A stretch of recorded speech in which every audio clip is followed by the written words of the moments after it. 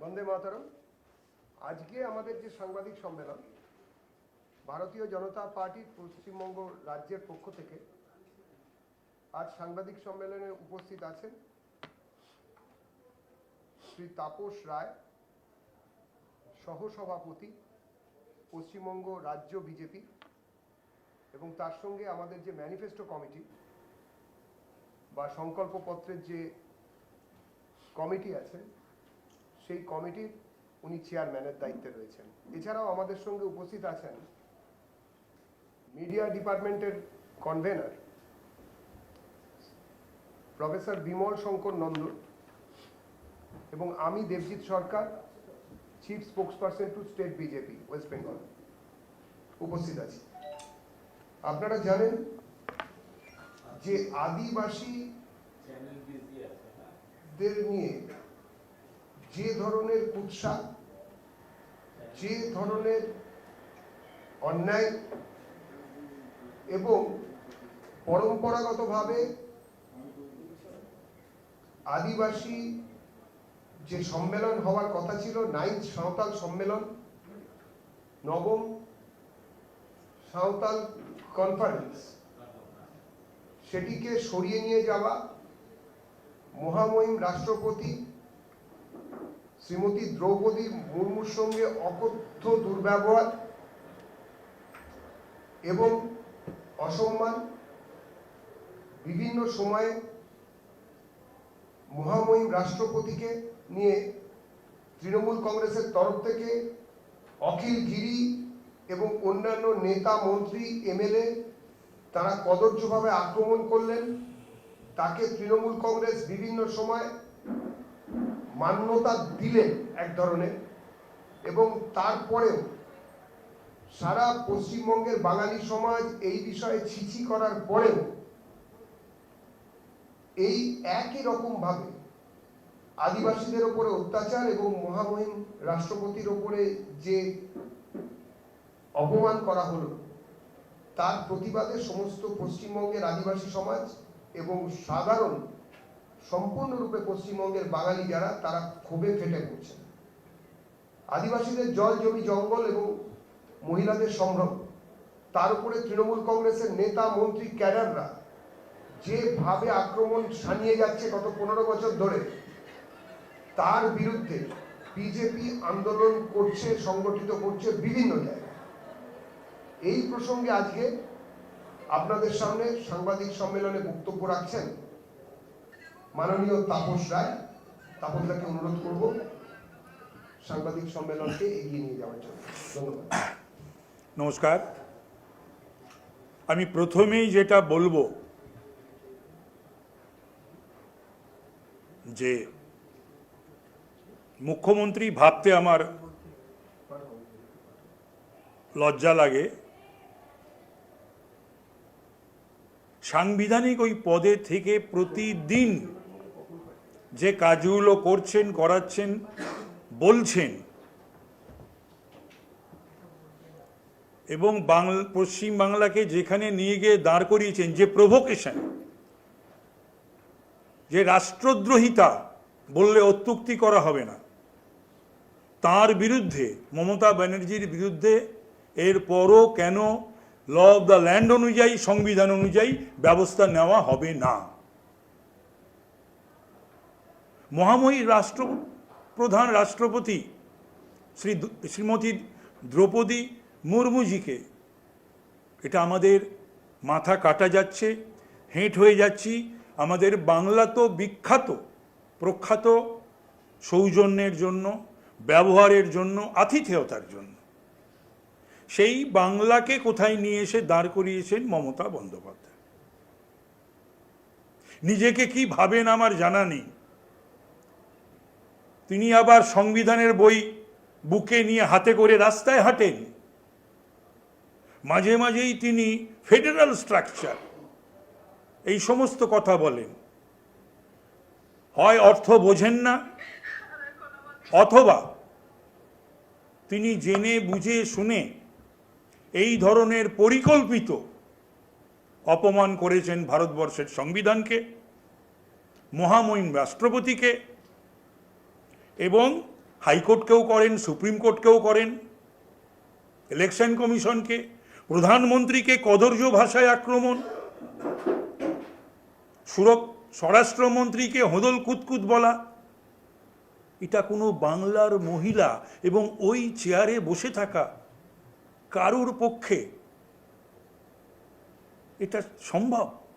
এবং আমি দেখি, অবাক হয়ে যাই যে একজনও ওনাকে এসব থেকে বিরত করার সৎ সাহসটুকু পর্যন্ত দেখাতে পারেন না তৃণমূলের কেউ, বা বলতে পারেন না।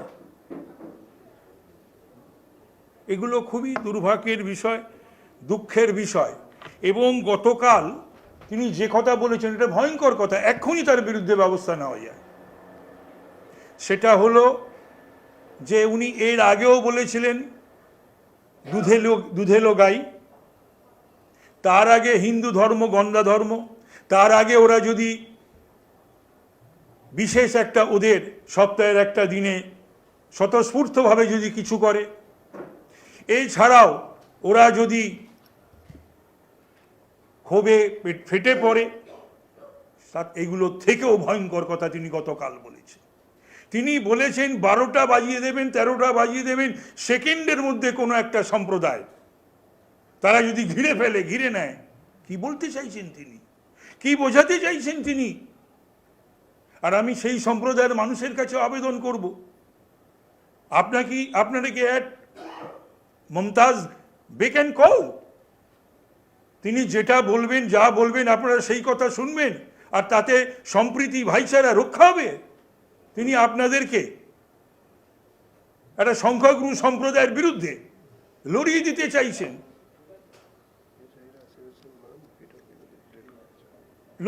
চাইছেন, দাঙ্গা বাজাতে চাইছেন। আমার মনে হয় this is the prime time for intervention. এই তো দেখি হাইকোর্ট সুমোটো ঢুকে পড়ে। চন্দ্রচূড়কে দেখেছিলাম একটা ঘটনায়, সুমোটো ঢুকে পড়েছিল। তা এখনো তো হাইকোর্ট বা সুপ্রিম কোর্ট, এত কিছু বাংলায় ঘটছে, এবং সাংবিধানিক পদ থেকে যে কথা ওই ভদ্র মহিলা বলছেন, তো সুমোটো ঢোকা উচিত হাইকোর্টের এবং সুপ্রিম কোর্টের। সবচেয়ে বড় কথা, আজকে যে পরিস্থিতি, যেটার দায়ে চাপিয়ে দেওয়া হচ্ছে ইলেকশন কমিশন অফ ইন্ডিয়ার ওপরে, কারা বিএলও, কারা এইআরও, কারা ইএরও, কারা ডিএলও, তাদেরকে বাধ্য করিয়েছে কারা? তাদের নিয়ে মিটিং করে এইভাবে চলতে হবে, করতে হবে। এই যে যত হিন্দু মানুষের নাম অ্যাডজুডিকেশনে রয়েছে, আদিবাসীদের নাম অ্যাডজুডিকেশনে রয়েছে, এগুলো সমস্ত এই শাসক দলের নির্দেশে বিএলওরা করেছে, এইআরওরা করেছে, ইআরওরা করেছে, এবং ডিএলওরাও ভ্রুক্ষেপ করেনি। এই একটা ভয়ঙ্কর পরিস্থিতির সৃষ্টি করছেন শুধুমাত্র ক্ষমতায় টিকে থাকার জন্যে। এবং এটা খুব দুঃখের এবং দুর্ভাগ্যের বিষয়। এই তারা যারা বাংলা খায় না, মাথায় দেয়, বাংলার অস্মিতা বোঝে না, বাংলার কৃষ্টি, বাংলার সংস্কৃতি, বাংলার শিক্ষার ধারে কাছে যায়নি, তারা সমস্ত আমাদের বাংলা বাঙালি আর বাংলার অস্মিতার কথা বলতে চাইছে নির্বাচনের প্রাক্কালে, শুধুমাত্র গদিতে ক্ষমতায় টিকে থাকার জন্য। এটা খুবই দুর্ভাগ্যের বিষয়। আপনারা জানেন যে আদিবাসী বিএলও ডানকুনিতে কিভাবে এই তৃণমূলীরা তাকে হেনস্থা করেছে, অপমান করেছে। এটাই নতুন নয়। আমার আগে দেবজিৎ আপনাদের বললেন যে এই আদিবাসী সমাজ কিভাবে গত 15 বছর ধরে এরা অসম্মান করেছে, এদের উন্নয়নের ধারে কাছে যায়নি। আর সেই জন্যই রাষ্ট্রপ্রধানও যখন একটা কোনো আমার সাঁওতাল ভাই বোনদের প্রোগ্রামে আসতে চায়, উনি তার মধ্যেও ভূত দেখেন। সব কিছুর মধ্যেই তৃণমূলের এবং মমতা বন্দ্যোপাধ্যায়রা সব কিছুর মধ্যে রাজনীতি খুঁজে বেড়ান। 50 বার ভারতবর্ষ স্বাধীন হওয়ার পর কোন কোন রাজ্যে, বাংলা নয়, কোন রাজ্যে রাষ্ট্রপ্রধান 50 বার গেছে এবং তার টেনিওরে, 1 বছরে না, তার টেনিওরে জানেন না, আবল তাবল বলেন। এরকমও তো আসতে পারে এর মধ্যে যে কটা দিন উনি রয়েছেন মুখ্যমন্ত্রী, যে উনি কোনো জেলায় গেলেন আর কোনো এসপি বা ডিএম বললেন আমাদের কি কাজ নেই নাকি, মুখ্যমন্ত্রী এলেই আমাদের যেতে হবে? কেমন শোনাবে সেটা? কেমন লাগবে সেটা? এটা খুবই দুঃখের এবং দুর্ভাগ্যের। আমরা দর্থহীন ভাষায় এবং কোনো শব্দ খুঁজে পাচ্ছি না, বাক্য খুঁজে পাচ্ছি না যে ওনার এই সমস্ত বিষয়গুলিকে কন্ডেম করার জন্যে। আমাদের, আপনারা জানেন যে আমাদের স্লোগান মাননীয় প্রধানমন্ত্রী যিনি দিয়েছেন, সেটা কোনো ক্ষমতা দখলের জন্যে নয়, সরকার বদলানোর জন্যে নয়, বাংলার স্বার্থে, দেশের স্বার্থে। এই বাংলা যাতে পশ্চিম বাংলাদেশ না হয় এবং দেশের সার্বভৌমত্ব এবং আভ্যন্তরীণ যে সুরক্ষা সেটা কিন্তু বিপন্ন। তার হাত থেকে বাংলাকে এবং দেশকে বাঁচাতে উন্নয়ন তো রয়েছেই। বাংলার যৌবন, তাদের ব্যথা যন্ত্রণা প্রধানমন্ত্রীকে ব্যথিত করেছে। আজকে অযোগ্যরা স্কুলে পড়াচ্ছে আর যোগ্যরা মাথা কুটে মরছে পিচ রাস্তায়। এটা খুবই দুঃখের এবং দুর্ভাগ্যের বিষয়। আজকে আমরা আমাদের মাননীয় স্বরাষ্ট্রমন্ত্রী অমিত শাহজি, তিনি কদিন আগে আপনারা জানেন বলে গেছেন, আজকে আমরা সেই কথাগুলোই বলছি যে আমরা যদি নয় বাংলার মানুষকে তাদের স্বার্থে, তাদের পরিবারের স্বার্থে, তাদের আগামী প্রজন্মের স্বার্থে, বাংলাকে, বাঙালিকে, আর বাংলার যে অস্মিতার কথা বলে, বাংলার অস্মিতার কথা তৃণমূল বলবে? ভাড়া করে সমস্ত নিয়ে আসা যারা বাংলার ইতিহাস জানে না, ভূগোল জানে না। তৃণমূলের এরকম বহু মন্ত্রিসভায় রয়েছে, রাজ্যসভায় রয়েছে, লোকসভায় রয়েছে, যারা বাংলার ইতিহাস জানে না, ভূগোল জানে না। তাদের কাছ থেকে বাংলার মানুষ বাংলার অস্মিতা বুঝবে, জানবে? তো এটাও আমাদের কিন্তু বাংলার 10 কোটি মানুষকে বুঝতে হবে, ভাবতে হবে, এবং যারা নির্বাচক মণ্ডলী, কর্তা কর্ত্রী, তাদেরও কিন্তু ভাবতে হবে। তাই বিজেপি সরকার গঠনের মধ্যে আমরা ক্ষমতায় এলে 45 দিনের মধ্যে রাজ্য সরকারি কর্মচারীদের 7ম পে কমিশন কার্যকর করব। বকেয়া বেতন এবং জাতীয় মান অনুযায়ী বেতন সংশোধন করব। 26শে ডিসেম্বরের মধ্যে সরকারি শূন্য পদে কোনো ঘুষ ছাড়াই স্বচ্ছভাবে পূরণ করা হবে। বন্ধ থাকা সমস্ত নিয়োগ প্রক্রিয়া, এই যে কন্ট্রাকচুয়াল আর এই যে কি পুলিশ, ভিলেজ পুলিশ নাকি ওই সিটি পুলিশ, সিভিক পুলিশ, এদের হাতে বাংলার কলকাতাটাকে তুলে দেওয়া হচ্ছে। এটা হয় নাকি? তারা তো একটা বিশেষ রাজনৈতিক দলের কাজ করে চলেছে। তারা বোঝেটা কি? এটা হয় না, এটা করাও যায় না। তৃণমূলের নিয়োগ দুর্নীতির কারণে যেসব চাকরি প্রার্থীর বয়স পেরিয়ে গেছে তাদের জন্য আমাদের সরকার নিয়োগ পরীক্ষার 5 বছরের বিশেষ ছাড় অর্থাৎ এজ রিল্যাক্সেশন করবে। মোদিজির নেতৃত্বে আগামী 5 বছরের মধ্যে বাংলার হারানো গৌরব ফিরিয়ে আনা হবে। সিন্ডিকেট রাজ বন্ধ করা হবে এবং বিনিয়োগের পরিবেশ তৈরি করা হবে যাতে বাংলার যুবককে যাতে পরিযায়ী শ্রমিক হতে না হয়, সে যাতে ঘরে থাকতে পারে এবং ঘরের ভাত খেতে পারে, সেই বন্দোবস্ত করা হবে।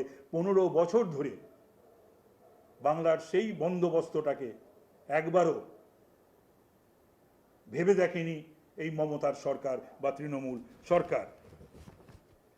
বিজেপি সরকার এলে 100 দিনের কাজের টাকা সরাসরি উপভোক্তাদের ব্যাংক অ্যাকাউন্টে চলে যাবে এবং পঞ্চায়েত স্তরে লুটপাট বন্ধ করবে।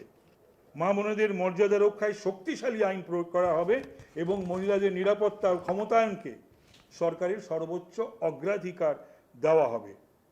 মোদিজি কেন্দ্রে রয়েছেন, বাংলায় বিজেপি সরকার, মেট্রো রেল, জাতীয় সড়ক, সমস্ত যে কাজ থমকে আছে সেগুলো রকেট গতিতে সম্পন্ন করা হবে, ঝগড়া নয়। আজকে বাংলা সাফার করছে তো শুধুমাত্র মমতা ব্যানার্জির জেদের জন্যে এবং ঝগড়ার জন্যে। বলুন, এর পূর্বে বাংলার রাজনৈতিক বিরোধিতা ছিল, আছে, থাকবে। কখনো ভারতবর্ষের কোনো অবিজেপি সরকারের মুখ্যমন্ত্রী এই ব্যবহার করছে, এত ঝগড়া করেছে? বাংলাতেও নয় কখনো, আর বাংলার বাইরেও নয়। তার ঝগড়ার কারণে আর তার অ্যাটিচিউডের জন্যে বাংলার 10 কোটি মানুষ সাফার করছে। মোদিজির যে সবকা সাথ সবকা বিকাশ, এই মন্ত্রকে পাথেয় করে পশ্চিমবঙ্গ হবে ভারতের প্রগতির প্রধান ইঞ্জিন। ডাবল ইঞ্জিনের প্রধান ইঞ্জিন হবে ভারতবর্ষে। শুধু কেন্দ্রে বিজেপি, রাজ্যে বিজেপি, ডাবল ইঞ্জিন সরকারের কথাই আমরা বলছি না, আমরা বলছি যে ভারতবর্ষের উন্নয়নের প্রধান চালিকা শক্তি হবে, প্রধান ইঞ্জিন হবে। অন্ধকার ঘুচিয়ে এক নতুন ভোরের প্রতীক্ষায় আজ বাংলার ঘরে ঘরে একটাই বজ্রনী ঘোষ, বাংলার সম্মান ফেরাতে এবার পাল্টানো দরকার, তাই বিজেপি সরকার। বাংলাকে সন্ত্রাস মুক্ত করতে, বাংলায় গণতন্ত্রের পুনরুজ্জীবন ঘটাতে, বাংলায় কর্মসংস্থান করতে, বাংলায় পরিযায়ী শ্রমিকদের ফিরিয়ে আনতে, বাংলায় যোগ্য প্রার্থীদের চাকরি পেতে, চাকরির বন্দোবস্ত করতে, ব্যবস্থা করতে, উন্নয়ন করতে এবং বাংলার যে হৃত গৌরব ফিরিয়ে আনতে বিজেপিকে সমর্থন করার কথা বলছি আমরা বাংলার মানুষদের। এবং আমরা তাই বলছি, আমাদের স্লোগান তাই পাল্টানো দরকার, চাই বিজেপি সরকার। আদিবাসী দরদি নাকি অনুপ্রবেশকারীর পাহারাদার, 32,000 ভুয়ো শংসাপত্র, চাকরি চুরির মহোৎসব, আদিবাসী যুবকদের হকের চাকরি লুট, মমতার পুলিশ ও প্রশাসনের মদতে 32,000 ভুয়ো এসটি সার্টিফিকেট বানিয়ে 32,000 ভুয়ো এসটি সার্টিফিকেট বানিয়ে আসল আদিবাসীদের বঞ্চিত করে তৃণমূলের নিজের লোকদের চাকরি দেওয়া হয়েছে। আদিবাসী প্রেম,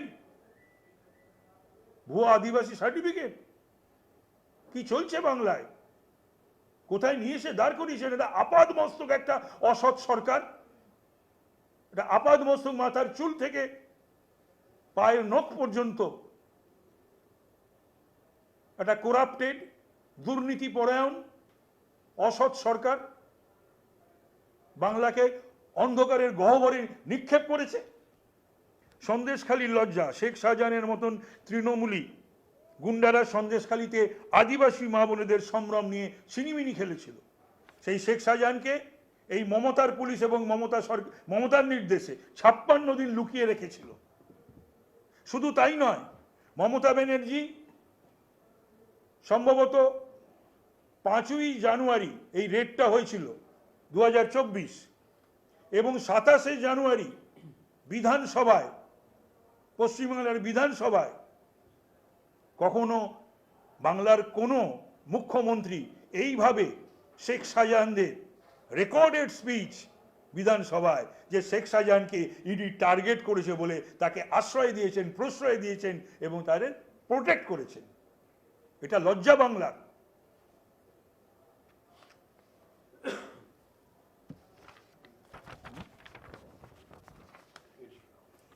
এর সঙ্গে কিছু জিনিস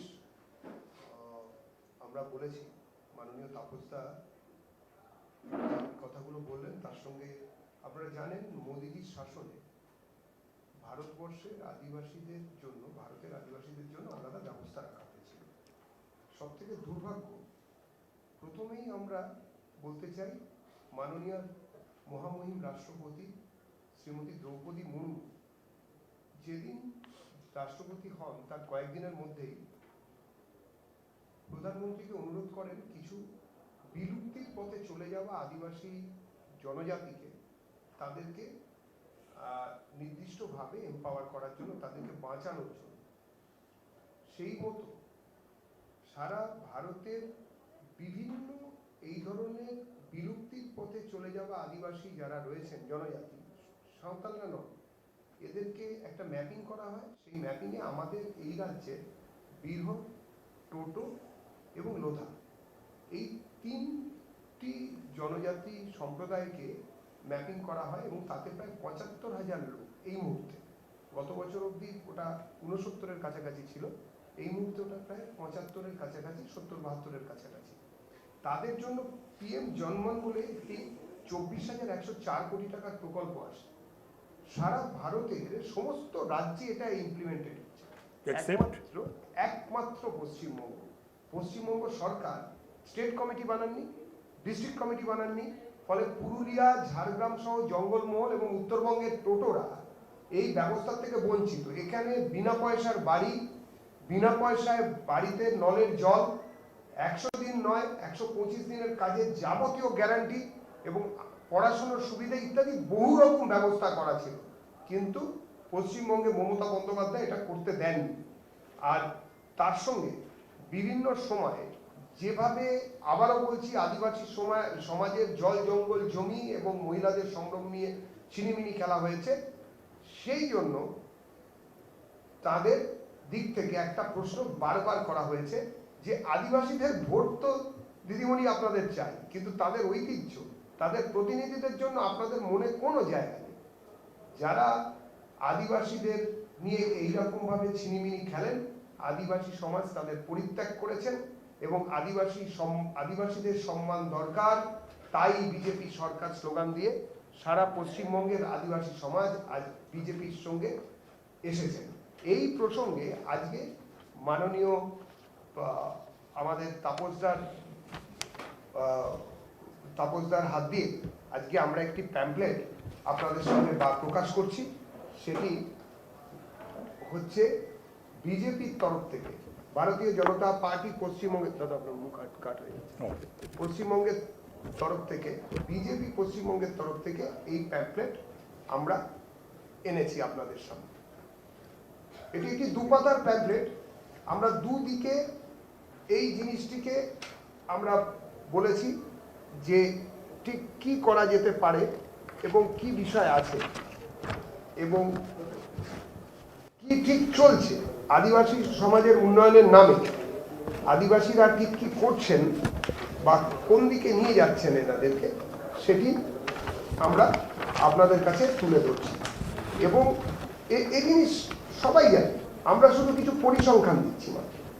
এই পরিসংখ্যান আমরা ভারতীয় জনতা পার্টি পেয়েছি সরকারি নথি থেকে, হাইকোর্টের নথি থেকে, মিডিয়ার বিভিন্ন রিপোর্ট থেকে এবং বাকি আমাদের পশ্চিমবঙ্গের আদিবাসী ভাই বোনদের প্রত্যক্ষ অভিজ্ঞতা থেকে।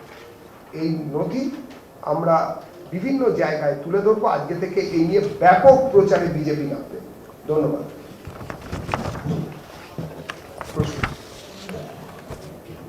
কালীঘাটের পর আজকে দক্ষিণেশ্বরেও দেখা গেল, কালীঘাটের পর দক্ষিণেশ্বরেও আজকে দেখা গেল যে মুখ্য নির্বাচন কমিশনার জ্ঞানেশ কুমারকে ঘিরে বিক্ষোভ, কালো পতাকা, কিন্তু পুলিশ তো সমস্ত শিডিউল আগে থেকেই জানতো, তাহলে পুলিশ তাদের সরানোর কোনো ব্যবস্থা করলো না?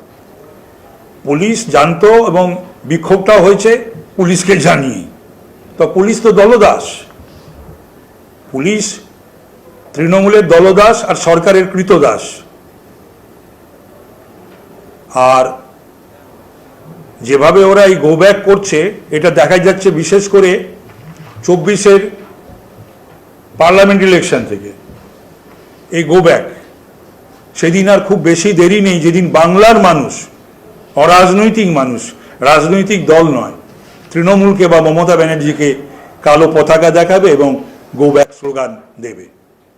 তৃণমূল কংগ্রেসের তরফ থেকে জ্ঞানেশ কুমারের বিরুদ্ধে ইমপিচমেন্ট করার জন্য সেই প্রক্রিয়াও শুরু করেছে, মানে আদৌ এটার বাস্তবসম্মত? এরা জানেই না। আসলে সমস্যা হচ্ছে তো আইনও জানে না, পরিষদীয় রীতিনীতিও জানে না, সংবিধানও জানে না। ইমপিচমেন্ট হয় না। প্রথম তো ২৯টা নিয়ে প্রধানমন্ত্রী হচ্ছে, ইমপিচ করছে। আরে ইমপিচ হয় না। ইলেকশন কমিশনারের বিরুদ্ধে যেটা হয়, রিমুভাল ফ্রম দ্য অফিস, তো সেটাও ওদের ক্ষমতা নেই, সেটাও করতে পারবে না। ২৯ জন নিয়ে সব হয় না। ২৯ জন নিয়ে প্রধানমন্ত্রী হচ্ছে, ২৯ জন নিয়ে ইমপিচমেন্ট করছে। তো ওরা আগে এগুলো জানুক, মুশকিল হচ্ছে যে এই সমস্ত বিষয়গুলো বইয়ের পাতা উল্টায়নি, সংবিধানের বই বুকে হাতে নিয়ে রাস্তায় হাঁটলে তো আর সংবিধানটা মাথার ভেতর ঢুকে যাবে না, পড়তে হবে। কমিশনের তরফ থেকে যে প্রতিবারই ভোট আসলেই বার্তা দেওয়া হয় যে শান্তিপূর্ণ নির্বাচন হবে, জেলা শাসকরা শোনেন, এসপিরা শোনেন, কমিশনাররা শোনেন, কিন্তু তারপরও দেখা যায় যে প্রচুর বোমা বন্দুক চলে আসে। মানে সেইটা জন্যেই গতকাল আমাদের ভারতীয় জনতা পার্টির তরফ থেকে আমরা 18 দফা একটি দাবি সনদ তাদের হাতে তুলে দিয়েছি, এবং তার বাইরেও যা যা বলার আমাদের যে অভিজ্ঞতা বাংলার দীর্ঘদিনে, তারাও যে জানেন না তা নয়, আমাদেরও যে অভিজ্ঞতা এই সরকার 2011 পর আসার পর থেকে 2013 অনওয়ার্ডস বাংলার বুকে যতগুলো নির্বাচন হয়েছে, ত্রিস্তর পঞ্চায়েত, পুরসভা, পুর নিগম, বিধানসভা, লোকসভা, সেগুলো কিভাবে হয়েছে পুলিশ এবং দুষ্কৃতীদের যৌথ উদ্যোগে সেগুলো জানানো হয়েছে। এবং সেই মতো ইলেকশন কমিশনের কাজ হলো ভারতবর্ষের মানুষকে যে প্লেনারি পাওয়ার দেওয়া হয়েছে, একটা নির্ভুল পিওর ইলেকট্রাল রোল তৈরি করা এবং ভারতবর্ষকে উপহার দেওয়া, ভারতবর্ষের সমস্ত রাজ্যের মানুষকে উপহার দেওয়া। আর দ্বিতীয় হচ্ছে যে একটি যে হিংসা, যে সন্ত্রাস বা ভয় বিরাজ করছে বাংলার বুকে, তার থেকে মুক্ত করে free, fair and peaceful election করা, এটাই চ্যালেঞ্জ আজকের বাংলার আগামী দিনের যে নির্বাচন, সেই নির্বাচনে ইলেকশন কমিশনের, এবং সেটা তাদের করতেই হবে। দিন কয়েকের মধ্যেই নির্ঘণ্ট প্রকাশ হবে নির্বাচনে। তার আগে দেখা যাচ্ছে যে বিএসএফ তারা দিল্লিতে বৈঠক করছেন, বাড়তি নজর দিচ্ছেন ভারত বাংলাদেশ সীমান্তে, মানে অনুপ্রবেশ ঠেকানোটাও এই নির্বাচনের অন্যতম বড়। আরে অনুপ্রবেশটাই তো ওনাদের এই সরকারের বা শাসক দলের শক্তি, তাই জন্য উন্মুক্ত করে রেখে দিয়েছে, ফেন্সিং করতে দিচ্ছে না, জায়গা দিচ্ছে না। কতবার চিঠি লিখেছে, আর পার্লামেন্টে বলেছেন স্বরাষ্ট্রমন্ত্রী বা চিঠি লিখেছেন। বিষয়টাগুলো নিশ্চয়ই উদ্বেগজনক। কিছুদিন আগে যে বাংলাদেশে নির্বাচন হয়ে গেল, তাতে ভারতবর্ষ, পশ্চিমবাংলা বা ভারতবর্ষের সীমান্ত বরাবর যারা নির্বাচনে জয়লাভ করেছে যে দলেরা, তারা তো আমাদের বাংলা বা ভারতবর্ষের জন্যে স্বাভাবিক উদ্বিগ্নতার কারণ তো বটে, সেই জন্যই হয়তো মিটিং হচ্ছে বা চলছে। মমতা বন্দ্যোপাধ্যায়ের যে ধর্ণা, সেটা আজকে পঞ্চম দিনে পড়লো। এদিকে অভিষেক বন্দ্যোপাধ্যায় বলছেন যে মুখ্যমন্ত্রীর শরীরের কথা ভেবে ধর্ণা থেকে সরে যাওয়া উচিত। মানে ধর্ণার ভবিষ্যৎটা চলবে না। আমি বলবো যে কে কি ভাবছে, কে কি বলছে, we are not at all concern and bother. আমরা বলবো পশ্চিমবাংলার 10 কোটি মানুষকে উনি পথে এনেছেন, রাস্তায় এনে দাঁড় করিয়েছেন, ডাক্তার, শিক্ষক, ছাত্র ছাত্রী, যুবক যুবতী সকলকে। উনি 5 দিন রাস্তায় বসে থাকলেন, কি করলেন, সেটা বাংলার মানুষের কিছু আসে যায় না। জ্ঞানেশ কুমার পশ্চিমবঙ্গ সফরে থাকাকালীন 194 জন বিডিওকে বদলি করা হলো। রাজ্যে এসআইআর প্রক্রিয়ায় খুবই গুরুত্বপূর্ণ ভূমিকা পালন করছেন বিডিওরা। শেষ মুহূর্তের কাজ চলছে, প্রভাব পড়তে পারে? একটু দ্বারা আমি এটা বলিনি, খুব দরকারি। সুপ্রিম কোর্ট দ্রুত সাপ্লিমেন্টারি তালিকা বের করার নির্দেশ দিয়েছে। এসআইআর প্রক্রিয়া নিয়ে আগাম পিটিশনে বিরক্ত সুপ্রিম কোর্ট। রাজ্যের আইনজীবী মেনকা গুরুস্বামীকে আবেদন ফিরিয়ে নিতে বললেন সিজেআই। ভোটের আগেই বিচারাধীনদের নিষ্পত্তি হবে। আপনারা সিস্টেমে ভরসা রাখতে পারছেন না।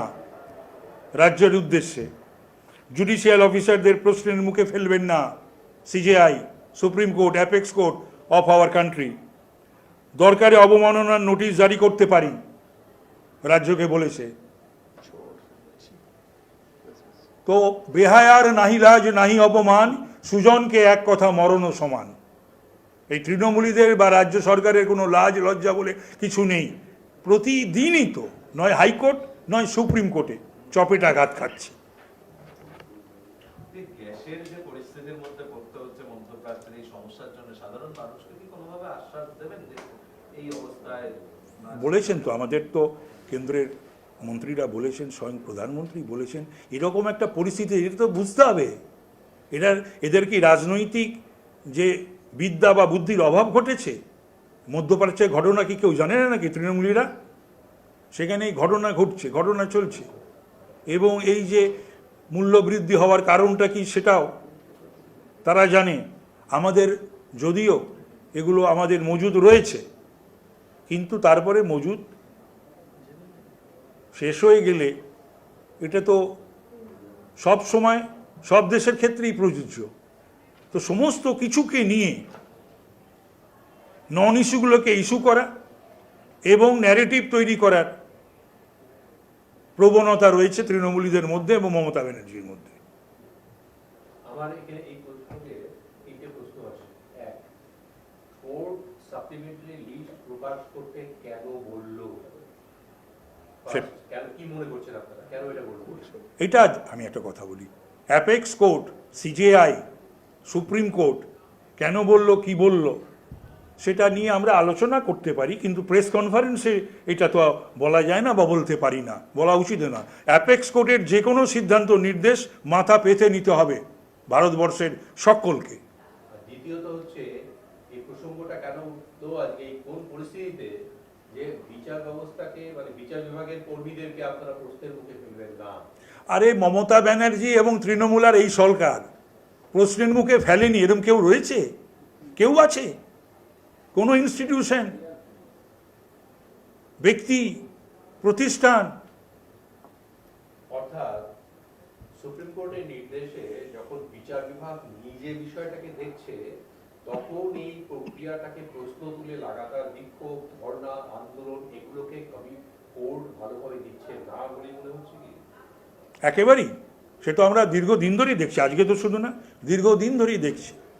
মেনকা গুরুস্বামীকে রাজ্যসভা করেছেন, আজকে পাঠিয়েছে, উনিও একদিনের জন্য উঠে গিয়ে আবারও তো সুপ্রিম কোর্টে গিয়ে দাঁড়াতে পারতেন বা বলতে পারতেন, ইন পার্সন যাকে বলে আর কি, যেটা যেমন গতবার করলেন আর কি, উনি সেরকম করতে পারতেন, জানাতে পারতেন গিয়ে। তারপরে বাংলার মানুষ বা ভারতবর্ষের মানুষ দেখতেন যে সিজেআই কি বলছেন বা জজ সাহেবরা কি বলছেন। লাস্টলি কি এমন পরিস্থিতি তৈরি হলো যে কোর্ট এটা বলতে বাধ্য হলো যে আপনারা প্রয়োজনে আদালত অবমাননার নোটিশ জারি করতে পারেন? আদালত অবমাননার নোটিশ যে এখনো জারি হয়নি কেন, সেটাই কিন্তু আমি বলবো যে অ্যাপেক্স কোর্ট করুণা করছে। সত্যি কথাই তো বলেছেন, পরপর পরপর একের পর এক, একের সমস্ত ক্ষেত্রে, সে এসএসসি হোক, সে এই এসআইআর হোক, সে ডিএ হোক, সমস্ত কিছুকে নিয়েই একেবারে সত্যি বলিহারি সরকার আর বলিহারি তার মুখ্যমন্ত্রী। কমিশনের কাছে আপনাদের কি আবেদন? এই বর্তমান কমিশনের কাছে ভারতীয় জনতা পার্টির প্রথম থেকে আজ পর্যন্ত যে কথা আমরা বলেছি, আমরা বাড়তি কথাও বলি না, আমরা সেখান থেকে বাজও করছি না। নো এসআইআর, নো ভোট, এবং SIR should be done in it's befitting, in it's spirit and befitting manner. গতকালকে মুখ্যমন্ত্রী মঞ্চে দাঁড়িয়ে প্রকাশ্যে যেটা বলছেন যে একটা কমিউনিটি চাইলে ঠিক কত সেকেন্ডের মধ্যে ঘিরে ধরে বিপন্ন করতে পারে জীবন, তাই তো? তার মানে তিনি একটা সম্প্রদায়কে কি আরেকটা সম্প্রদায়ের বিরুদ্ধে লেলিয়ে দিতে চাইছেন, দাঙ্গা বাঁধাতে চাইছেন, অশান্তি করতে চাইছেন, গন্ডগোল করতে চাইছেন? এটা ওই পদে, ওই চেয়ারে সংবিধানের শপথ নিয়ে এগুলো কি বলা যায়? যদি না বলা যায়, তার বিরুদ্ধে ব্যবস্থা কেন নেওয়া হচ্ছে না? এখানে প্রশ্ন হচ্ছে ব্যবস্থা কে নেবে? আপনারা কি কোনো আইনি বা সুমোটো নিতে পারে, নিশ্চয়ই হাইকোর্ট নিতে পারে, সুপ্রিম কোর্ট নিতে পারে। বহু ক্ষেত্রে আমরা দেখেছি, আপনারাও দেখেছেন যে হাইকোর্ট এবং সুপ্রিম কোর্ট সুমোটো ইন্টারভেন করে। এক্ষেত্রেও কিন্তু যদি তারা মনে করে, করতে পারে। না, এটা শুধু সাম্প্রদায়িক গোলমাল নয়, অনেকে এটাকে এভাবেও দেখছে যে হিন্দু কমিউনিটিকে ভয় দেখানো হচ্ছে। হ্যাঁ, উনি তো সবসময় ওনার কাজই হতে থ্রেট কালচার। সাকসেসফুলি উনি চেষ্টা করছেন, যেটা পারেননি এবং পারবেনও না, উনি চেষ্টা করছেন পশ্চিম বাংলায় ক্ষমতায় টিকে থাকার জন্যে পুলিশের একটা বৃহৎ অংশকে দিয়ে, এখন আর একাংশ বলবো না, বৃহৎ অংশকে দিয়ে আর দুর্বৃত্ত দিয়ে তিনি একটা থ্রেট কালচার সৃষ্টি করেছেন বাংলার বুকে এবং নিজেও থ্রেট করছেন। এটা কি শুধুমাত্র থ্রেট কালচার, নাকি পরিস্থিতিটা বাস্তবিকই ভয়াবহ? যেটা পরিস্থিতি বাস্তবিকই যাবতীয় ইনপুটস আছে বলে উনি বলতে পারেন না, পরিস্থিতি বাস্তবিকই ভয়াবহ, আরও ভয়াবহতার দিকে উনি নিয়ে যেতে চাইছেন। সেই জন্যেই এই বিষয়টা যাদের যাদের দেখার মধ্যে পড়ে, এমনকি হাইকোর্ট বা সুপ্রিম কোর্ট সুমতো ইন্টারভেন করতে পারে। আপনারা কিছু করবেন না আইনি পদক্ষেপ? সেটা দেখা যাক। আমরা আমাদের দল নিশ্চয়ই সেগুলো নিয়ে ভাবনা চিন্তা করছে। আমাদের দলের আমাদের যারা সর্বোচ্চ নেতৃত্ব রয়েছে বাংলায় এবং কেন্দ্রে, তারা অত্যন্ত কম্পিটেন্ট, সুশিক্ষিত, এবং কখন কি করতে হয় করাতে হয় তারা জানেন। আমার একটা প্রশ্ন আছে। 194 জন বিডিওকে বদলি করেছে রাজ্য। বিডিওরা এসআইআর প্রক্রিয়ায় খুবই গুরুত্বপূর্ণ ভূমিকা পালন করছেন। এই অবস্থায় শেষ মুহূর্তে বিডিওদের বদলিতে কি প্রভাব পড়তে পারে এসআইআর কাছে? কি বলবেন? এইরকম ভাবে হঠাৎ কি করে গত কয়েকদিনে তো দেখলাম সর্বস্তরেই বোধহয় সমস্ত, তো ওই ভিডিওগুলোই তো কাজ করেছিল। তো এখন আমি জানি না, সেটা ইলেকশন কমিশন বুঝবেন যে এদেরকে এই ট্রান্সফারটা ঠিক হয়েছে কি হয়নি ইত্যাদি। কারণ ইলেকশন কমিশন কালকে কিন্তু জেলা শাসক, এসপি এবং সাধারণ প্রশাসনের কর্তাদের, পুলিশ প্রশাসনের কর্তাদের বলে দিয়েছেন যে এটা যেন মনে না করে, মনে করানোর কোনো অর্থ হয় না যে আমরা 1.5 মাসের জন্য আমরা ক্ষমতা প্রয়োগ করতে পারি বা তার বিরুদ্ধে করতে পারি, তাছাড়া করতে পারি না, স্থায়ীভাবেও করতে পারি, টেম্পোরারিও। সেটা তো মমতা ব্যানার্জি পরশুদিন বলেছিলেন না, তার প্রেক্ষিতে বলেছেন যে না, মনে করলে আমরা স্থায়ীভাবেও, যদি দেখা যায় যে ইসির নির্দেশ পালন হচ্ছে না বা ভোট করতে গেলে যে যে জিনিসগুলো মেনটেন করা উচিত সেটা হচ্ছে না, সেই গণতান্ত্রিক বন্দোবস্ত বা ব্যবস্থা পালিত হচ্ছে না, তাহলে কিন্তু স্থায়ীভাবেও যারা এটা করছেন না বা করাচ্ছেন না তাদের বিরুদ্ধে ব্যবস্থা নিতে পারে ইলেকশন কমিশন। সুপ্রিম কোর্টের নির্দেশ সত্ত্বেও এসআইআর প্রক্রিয়ার জটিলতা কাটছে না দেখে ক্ষুব্ধ সুপ্রিম কোর্ট আজকে ট্রাইব্যুনাল গড়ার সিদ্ধান্ত নিয়েছে। তাহলে চিন্তা করে দেখো, ভারতবর্ষে সব রাজ্যে হচ্ছে, এ কি রাজ্য, এ কাদের শাসন, আর কে মাথায়, যে এখানে সুপ্রিম কোর্টেও মানে বিরক্ত হয়ে যাচ্ছে এবং ট্রাইব্যুনাল গঠন করতে হচ্ছে। মুখ্যমন্ত্রী এখন ধর্মতলার ধর্ণা মঞ্চে ছবি আঁকছিল, তার ছবির বিষয়ে এসআইআর, ভ্যানিশ কুমার এগুলো লিখছেন। না, এই যে এগুলোই খুব খারাপ লাগে আমার। প্রতিটি মানুষের একটা ঈশ্বর প্রদত্ত একটা গায়ের রং আছে, চেহারা আছে, দেখতে কেউ সুন্দর, অতি সুন্দর, কেউ মোটামুটি, কেউ কুৎসিত, এবং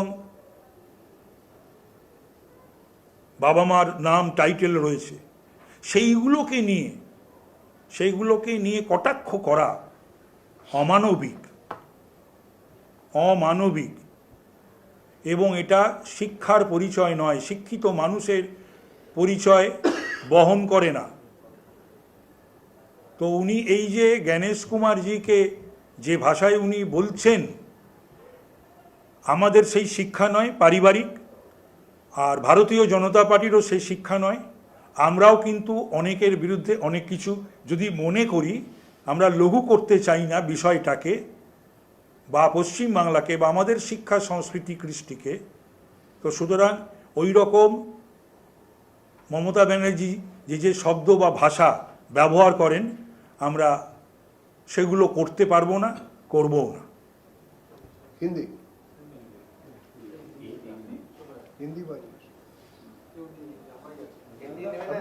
তুমি বলো, আমি বলছি, তুমি বলো, বিমল বলো, ও তো অনেক বলেছে।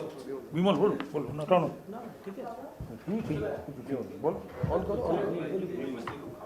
বলো না, মিলেমিশে বলো না, বলবে দেবজিৎ বলবে। হিন্দি বলুন। ও বলুন। আচ্ছা, কটা